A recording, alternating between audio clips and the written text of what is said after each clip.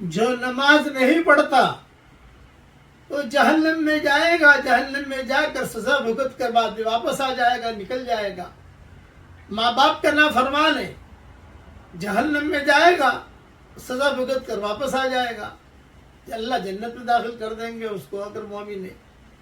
اسی طریقے سے سودی کاروبار والا گناہ ہے، جہنم میں جائے گا، بعد میں واپس آ جائے گا۔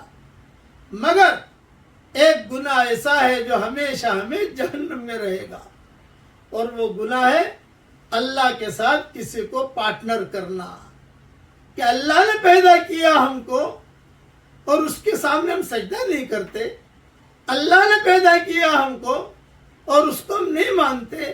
یہ اتنا بڑا جرم ہے کہ ہمیشہ ہمیشہ یہ آدمی جہنم میں رہے گا۔ اللہ تعالی جہنم سے ہم سب کی پوری حفاظت فرمائے، آمین۔